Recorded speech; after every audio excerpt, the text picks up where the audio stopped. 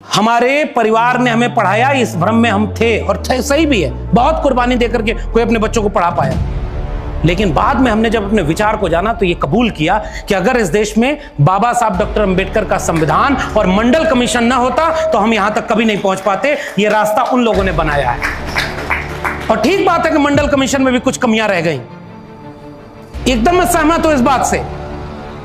और वहां पर तो एक सुझाव भी एक सदस्य ने दिया था कि इनको बांट करके कई भागों में तब ओबीसी को रिजर्वेशन दिया जाए।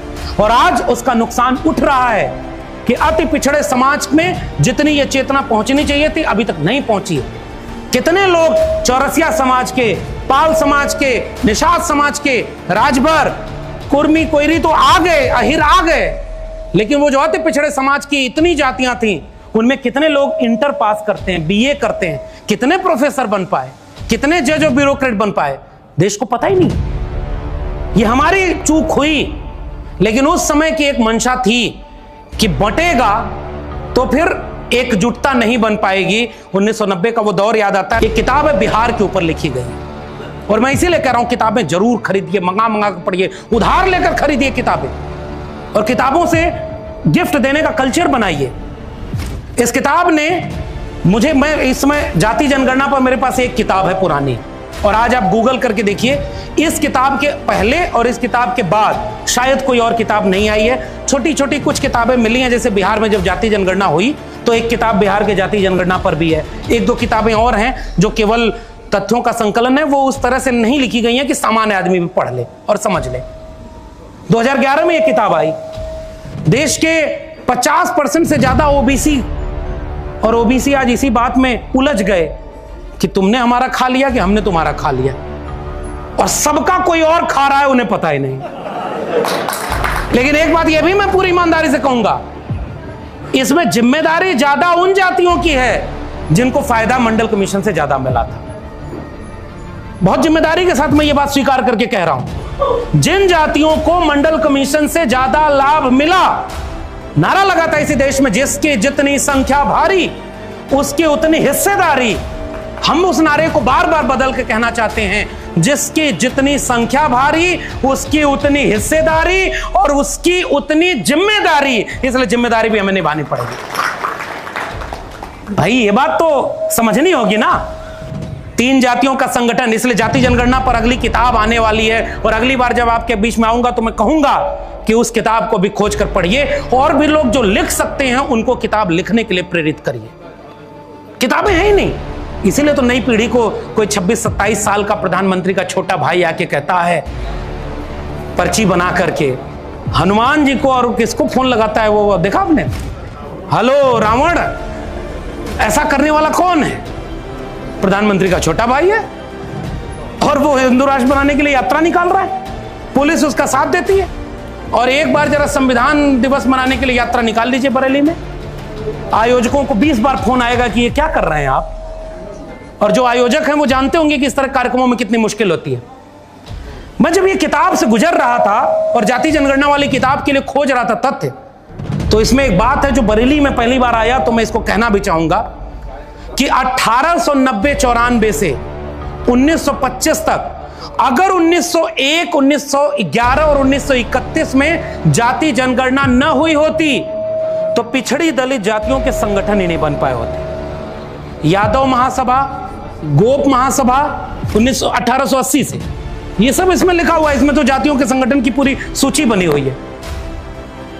तो जब जाति जनगणना से आंकड़े आए तब उन जातियों ने अपने को गोलबंद किया। कुर्मी महासभा बनी, कोयरी महासभा बनी, यादव महासभा बनी, सारी महासभाएं लगभग उसी दौर में पूरे देश में बनती जा रही थी। और यह किताब हमें बताती है कि जब वो महासभा बनी तो एक सवाल कर रही थी, हमारे पास जमीन कितनी। जमीन की बात आप हमारे पूर्व के वक्ता ने कही, चले गए लग रहा है, हाँ, तो इन्होंने बहुत अच्छी बात कही कि जमीन का अगर आंकड़ा नहीं आएगा तो हिस्सेदारी का सवाल मजबूत कैसे होगा। इन्होंने इस आंकड़े में बताया कि जब 1901 का जनगणना हुई तो उस जनगणना से पता चला कि इतने बड़े गांवों के इलाके में इतने परसेंट तो जो लोग हैं 3%, 6%, 7%, और जमीन उनके पास 70%, 80%, 90%। उनके घर पे काम कौन कर रहा है, मजदूरी कौन कर रहा है। तो 3 जातियों को मैं नाम ले रहा हूं बड़ी जिम्मेदारी से, अहिर, कुर्मी, कोयरी। इस इतिहास को मैं यहां बता रहा हूं, आगे वाली किताब में भी लिखूंगा। इन तीनों जातियों में एक चेतना आई कि हम अपने समाज को जागरूक करेंगे, तो जनेऊ पहनने के लिए उन्होंने कहा कि हम जनेऊ पहनेंगे। भाई हम उनसे छोटे किस बात के लिए? और तीनों सभाओं ने अपने नाम में छत्री जोड़ा था, छत्री जोड़ा था। कुर्मी छत्री महासभा, कोयरी छत्री महासभा, और यादवों में भी छत्री। वो तो कहते ही हैं कि हम तो उन्हीं के वंशज हैं। बाद में उत्तर प्रदेश वालों को तब समझ में आया, और बहुत बड़े बड़े लोगों को तब समझ में आया, अगर आप मुख्यमंत्री के बेटे हैं, खुद भी 5 साल मुख्यमंत्री रहे, तब भी अचानक कोई आएगा और आपका घर गंगा जल से धुलवा कर बताएगा कि तुम क्या। अगर आप मंदिर जाओगे तो भी धुलवा करके बताएगा कि तुम उनकी नजर में क्या। तब जाकर के उनको समझ में आया, और ये बात बोली है इस किताब में, लिखा कि जैसे ही जनेऊ पहनने के लिए आंदोलन हुआ 1911 मुरहो में, और रास बिहारी मंडल बीपी मंडल के पिता थे, उन्होंने यादवों को बुलाकर कहा कि यार तुम किससे कम हो, जनेऊ पहनेंगे हम लोग। 4-5 तरफ से घेर करके हजारों की भीड़ आई और आकर के हमला करके बताई कि जनेऊ पहनने का अधिकार तुम्हारा है ही नहीं, तुम्हारी हिम्मत कैसे हुई कि तुम जनेऊ पहन सकते हो। और 80 लोग ऑफिशियल रिकॉर्ड में इस किताब में है कि मारे गए थे केवल इस गुनाह में कि उन्होंने जनेऊ पहन लिया था। उसके बाद 1912 में कोयरी महासभा का सम्मेलन मिर्जापुर के चुनार में होता है, मार्च 1912 में। और कोयरी महासभा भी कहती है कि ये हम खेत में काम करने वाले किसान लोग, मेहनतकश लोग, हम जनेऊ क्यों नहीं पहनेंगे। और जब उन्होंने जनेऊ, और उसके बाद कुर्मी महासभा 1908 के बाद से अपने हर सम्मेलन में शपथ दिलवाती थी, और ये सारी महासभाएं शपथ दिलवाती थी कि हम ये मरने के बाद ये संस्कार होता है इसमें नहीं जाएंगे, हम जो है इसमें अपने पुजारी और अपने पुरोहित बनाएंगे, हम उनके खेत में गुलामी और बेगारी करने नहीं जाएंगे, और हम किसी से कम नहीं है, हम भी जनेऊ पहनेंगे और पहनाएंगे। सबके ऊपर हमला हुआ था, मारे गए थे लोग। पुराने लोग जो इतिहास जानते हैं, रमाकांत ठाकुर जी बैठे हुए हैं और इन्होंने बहुत शानदार अध्ययन इस पर किया हुआ है। 100 साल बाद जब मैं सोचता हूं तो कहता हूं क्या बदला। आज वही तीनों जातियां, उन्होंने भी कुछ तो गलतियां की। 1933 में एक संगठन बना त्रिवेणी संघ, एक अहिर, एक कुर्मी, एक कोयरी, तीनों ने मिलकर के कहा कि हम सब त्रिवेणी संघ बनाएंगे।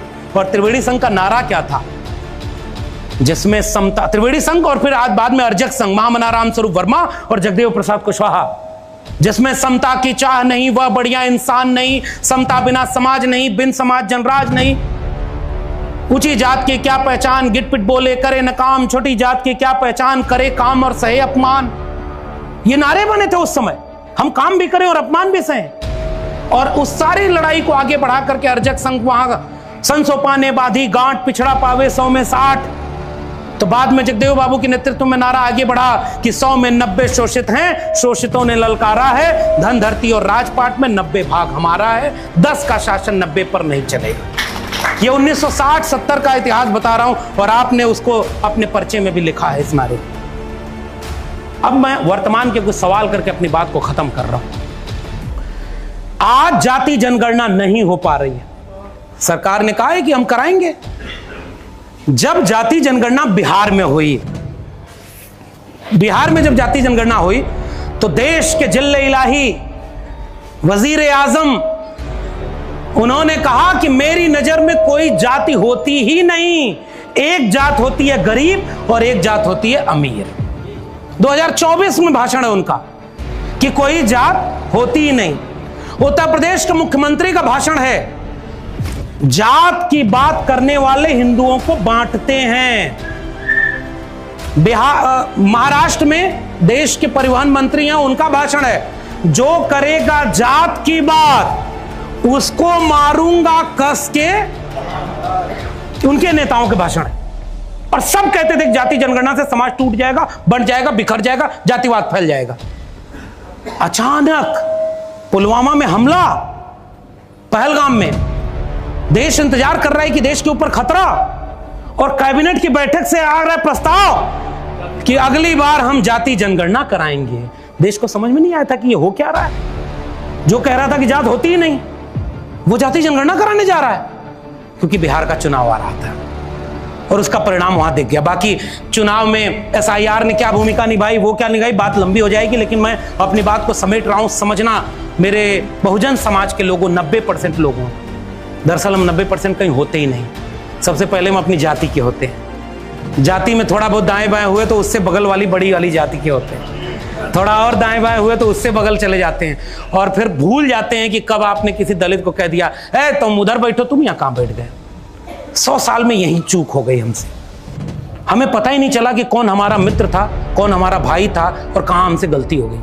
हम राजनीति तो करना चाहते हैं, लेकिन जब गाड़ी से उतरते हैं तो अपनी जाति के 5 में से 4 लोगों को लेके घूमते हैं, और बाहर आकर कहते हैं कि सामाजिक न्याय कैसे होगा, क्योंकि हमने नहीं। और मैं बहुत धन्यवाद देता हूं इस मंच को, देखिए ना कितना गुलदस्ता बनाया है, और यही 90% का गुलदस्ता अगर नहीं बनेगा तो हम मनुवाद से कोई लड़ाई लड़के आगे नहीं बढ़ने वाले। जाति जनगणना क्या करेगी?